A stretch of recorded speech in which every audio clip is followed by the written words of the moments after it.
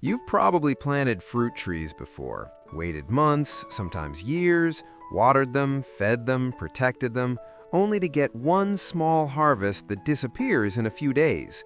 That's the normal cycle most gardeners accept without ever questioning it. But what if that entire system is flawed? What if the problem isn't your soil, your climate, or your skill, but the plants you've been told to grow? Because there's a hidden category of fruit plants that almost no one talks about, not because they don't work, but because they work too well. These are plants that don't follow the usual rules. They don't give you one harvest, they don't struggle for nutrients, and once they're established, they don't just feed you, they overwhelm you with production. In some cases, doubling or even tripling what a normal fruit tree would give in the same space. And here's the part most people never realize. Many of these plants are quietly ignored by commercial systems, not because they're bad, but because they can't be controlled, stored, or shipped easily, which means once you grow them, you stop depending on stores completely. Stay with me, because by the end of this video, the way you look at fruit growing will completely change. Let's start with one that almost feels unfair once you see how it works: ice cream bean. At first glance, it doesn't look like anything special. A tree, long green pods, soft white pulp inside that tastes like vanilla cotton candy. Most people stop there, but the real power of this plant isn't the flavor, it's the rhythm. Because unlike traditional fruit trees that build up energy all year just to release it once, this tree doesn't wait. In warm conditions, it flowers again and again, pushing out waves of pods across multiple cycles in a single season.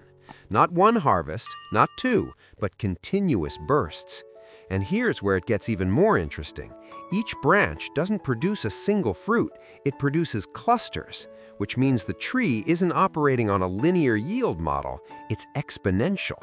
More branches lead to more flowering points lead to more clusters, and suddenly a tree that looks average starts producing far beyond expectation. But the real hidden mechanism is happening underground. Ice cream bean is a nitrogen-fixing plant. It feeds the soil while it grows. That means it's not competing for nutrients the way most fruit trees do.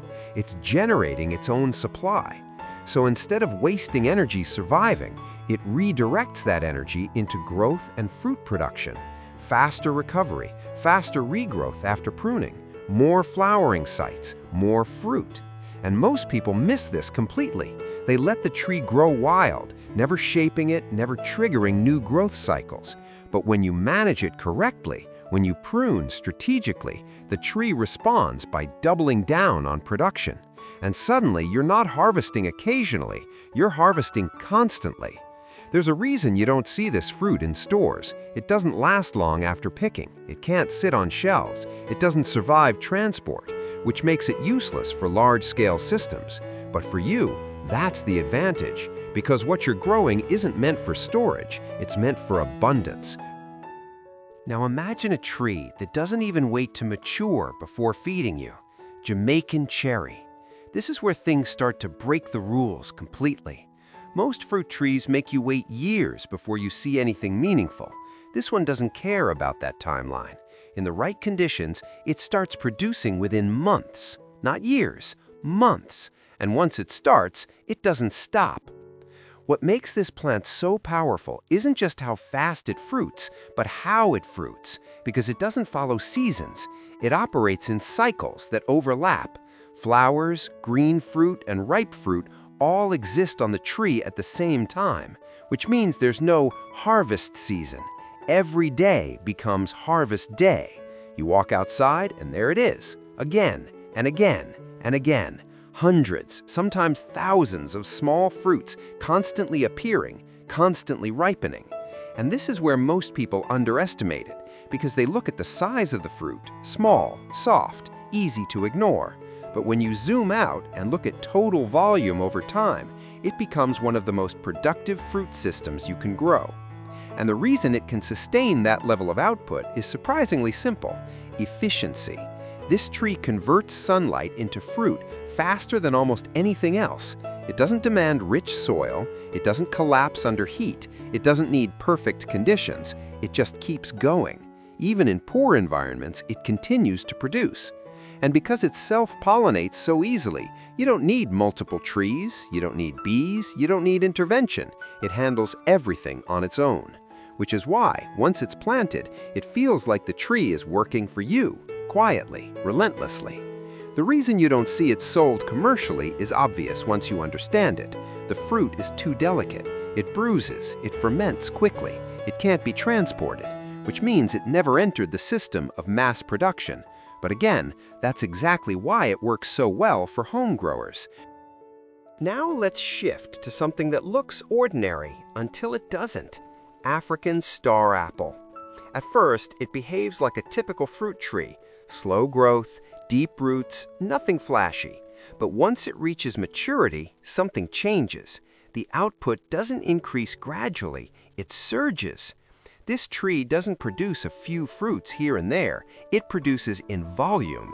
Heavy clusters forming across the canopy, building up until the tree is literally dropping fruit faster than you can collect it. And what's happening beneath the surface is what makes this possible. The root system. Deep, extensive, reaching far below where most plants can access resources. That means even when the surface soil dries out, this tree keeps pulling nutrients and water from below. It doesn't experience the same stress cycles as shallow-rooted plants. And less stress means something very important: higher fruit retention. Instead of dropping immature fruit to survive, it holds on to them, which means more flowers turn into actual harvest. And over time, that difference compounds. Year after year, the tree becomes more productive, not less, especially when you manage spacing and airflow, allowing light to penetrate deeper into the canopy. More light, more flowers. More flowers, more fruit. And again, the market ignores it because the fruit isn't uniform. Sizes vary, shelf life is short. It doesn't fit into a system that demands consistency. But for a grower, that inconsistency is irrelevant because what you're gaining is volume, nutrition, reliability. A tree that once established produces more than most people expect from something its size. And then there's a tree that completely flips expectations about size and output. Velvet tamarind. Small pods, nothing impressive individually, but collectively, it's overwhelming. Because this tree doesn't focus on growing big fruit, it focuses on growing massive quantities. Thick clusters forming along branches, sometimes so dense they nearly cover them entirely. Thousands of pods in a single cycle. And here's the key difference: efficiency of conversion. Almost every flower becomes fruit, very little is wasted, which is why total yield ends up far exceeding trees that produce larger, showier fruit. And what makes it even more powerful is how little it needs. Poor soil? It adapts. Drought? It tolerates. High heat? It keeps going. Instead of slowing down under stress, it maintains production because it stores energy efficiently and uses it strategically. And when you introduce one simple technique, light pruning after harvest, the effect multiplies. New growth, new flowering sites, even more clusters in the next cycle. And suddenly, the tree isn't just productive, it's compounding, season after season. The reason it's not widely commercialized is predictable. Harvesting is labor-intensive, the pods aren't uniform, processing is inconvenient. But for you, none of that matters, because what you get is a long-lasting, naturally preserved food source that continues to deliver even after harvest ends. Now here's where things take a strange turn, because the next plant doesn't just produce fruit, it changes how you experience every other fruit in your garden. Miracle fruit. At first, it seems small, insignificant even, a compact shrub with tiny red berries, easy to overlook. But what it does is something no other fruit plant can replicate.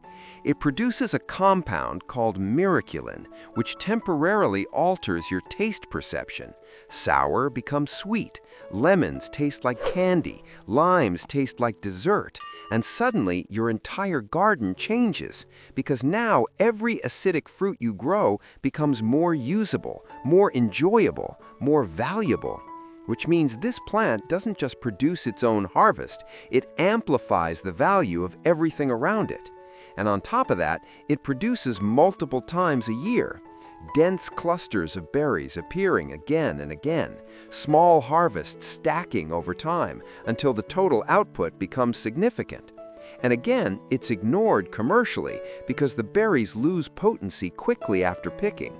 They don't survive storage, they don't ship well. But in a home garden, that limitation disappears.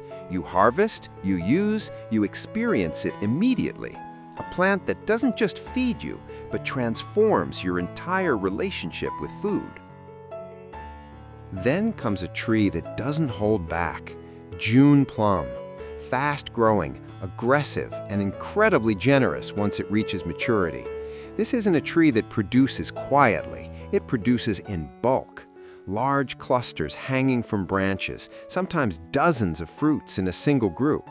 And when conditions align, the harvest becomes overwhelming, buckets, not handfuls. And what drives that level of output is its growth behavior. Rapid canopy expansion, creating more space for fruiting. Strong response to pruning, triggering lateral branching. More branches mean more fruiting points. And if you understand its rhythm, especially how it reacts to stress like dry periods followed by rain, you can actually trigger heavier fruiting cycles. You're not just growing the tree, you're influencing it. And once it's established, it becomes one of those plants where the problem isn't getting fruit, it's dealing with how much you have, giving it away, preserving it, finding ways to use it all, which is a very different problem from what most gardeners face. And finally, a tree that looks almost unreal when it fruits, Jaboticaba. Because instead of producing fruit at the tips of branches, it produces directly on the trunk. Clusters of dark, grape-like berries forming along the bark, sometimes covering it completely. It looks like the tree is growing fruit out of its skin. And this structure changes everything, because it allows an incredible density of fruit in a small space. Hundreds, sometimes thousands of berries forming in a concentrated area. And it doesn't just happen once. With proper care, this tree can fruit multiple times a year, 2, 3 cycles, each one heavy, each one surprising. And because it stays relatively compact, even a small tree can outperform much larger ones. More output per square meter, more efficiency, more control. And like the others, it stays out of commercial systems for one simple reason. The fruit doesn't last.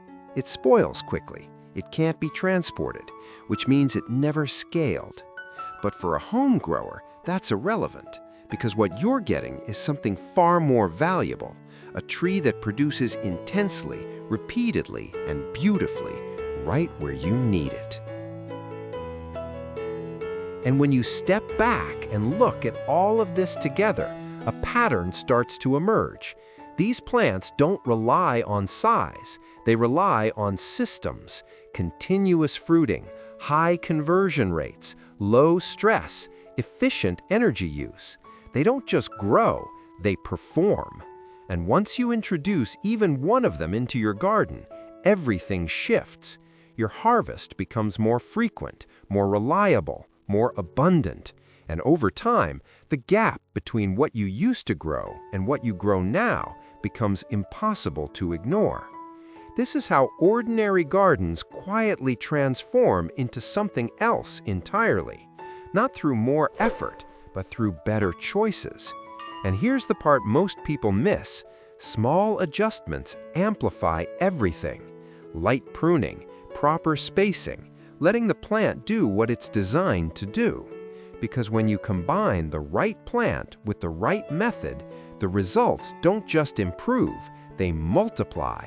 And once you see that happening, once you experience a garden that produces more than you can consume, you don't go back.